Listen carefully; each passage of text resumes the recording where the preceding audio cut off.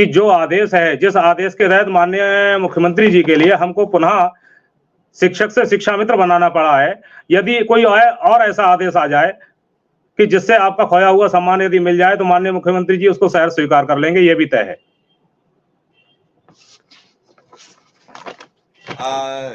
एक कमेंट है, शिक्षा मित्र हैं और नई उमंग आरके के संग, शायद इनका यूट्यूब चैनल भी है, उनका है कि संगठन सही दिशा में कार्य कर रहा है, हमें जाना चाहिए। राजकुमार यादव हैं लखनऊ से, वीकेटी से, कह रहे हैं हमें जाना चाहिए, सही दिशा में संगठन कार्य कर रहा है। राजकुमार यादव जी के तो हम आभारी हैं।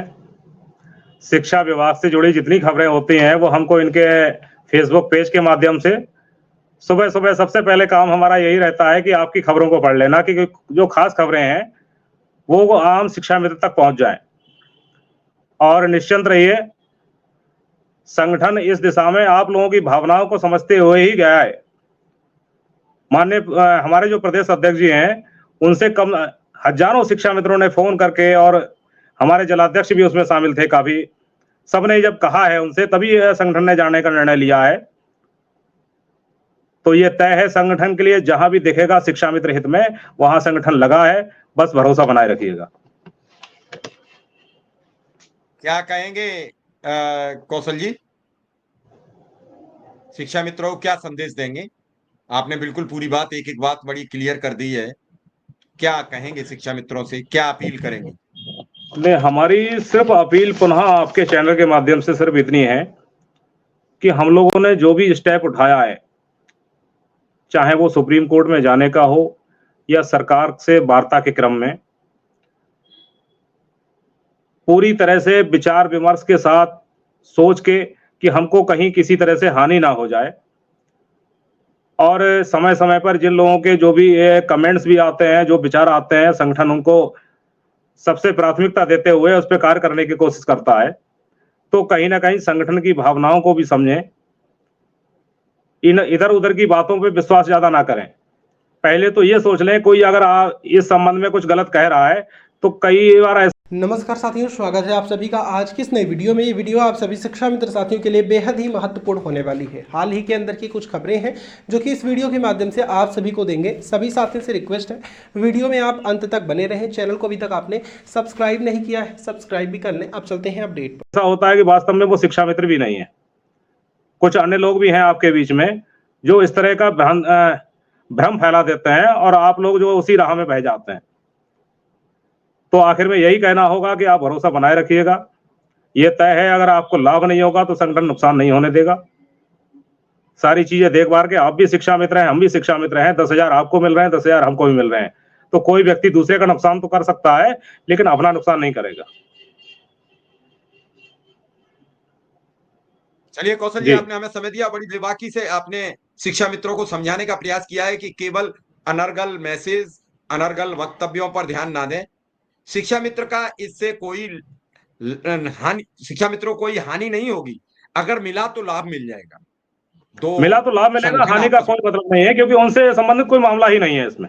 हम लोग सिर्फ एक प्रार्थना अपील लेके गए हैं, इससे ज्यादा कुछ नहीं है।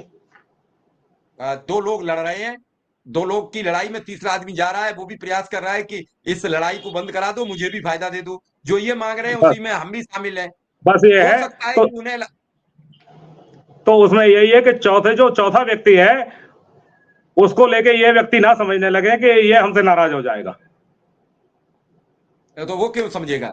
वही कोर्ट ये भी तो कह सकता है, इन्हें भी इसी में सम्मिलित करो, इन्हें भी लाभ दिया जाए, इन्हें भी नियमित कर दिया जाए, या इन्हें भी जिस तरीके से ये नियमित किए गए, सरकार को एक डायरेक्शन जारी किया जाए कि इन्हें जो तुम शिक्षा के माध्यम का जो भी तुम्हारा TET, C TET, B TET, जो भी एक जरिया है, वो सबको कराया जाए और भेज दिया जाए। इसमें यह हो सकता है कि ये भी कह सकता है कि सभी शिक्षा मित्रों को एक समान वेतन के आधार पर नियमित कर दिया जाए, क्योंकि टेट और सी टेट और वी टेट सबको अपना सब कुछ कर चुके हैं। लगभग 90% तो शिक्षा मित्र टेट कर चुके हैं, बल्कि 100% भी कर चुके हैं। नहीं, अभी जो टेट वाली बात है, टेट को भी हम ना, यहाँ टेट को हम मान के ही नहीं चल रहे हैं। हम तो सिर्फ इतना मान रहे हैं कि यहाँ जो जजमेंट है, यदि बीएड किए हुए लोगों को बचाया जा रहा है, अच्छी बात है, बचाइए। तो जो शिक्षा मित्र 1,37,000 का समायोजन हुआ है, वो भी निरस्त नहीं होना चाहिए, उसको भी फिर बचा लिया जाए।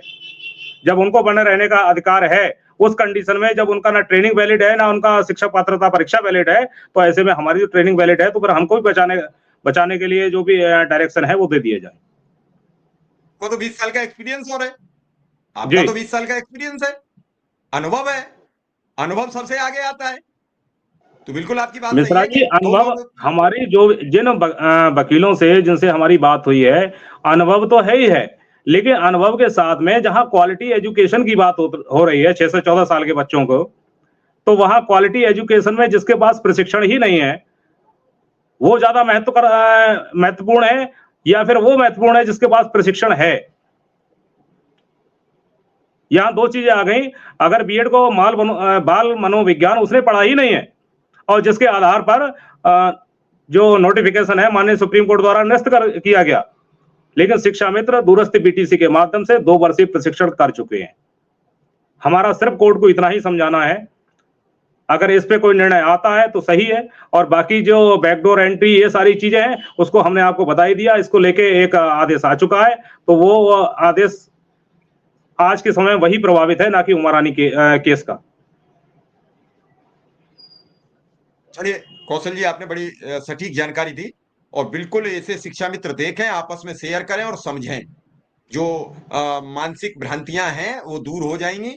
शिक्षा मित्र का कोई अहित नहीं होगा, शिक्षा मित्र और सरकार के बीच टकराव नहीं होगा।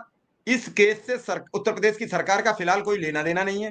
यह केस एक मध्य प्रदेश के याची के द्वारा डाला गया है, सुप्रीम कोर्ट से वो सवाल कर रहा है।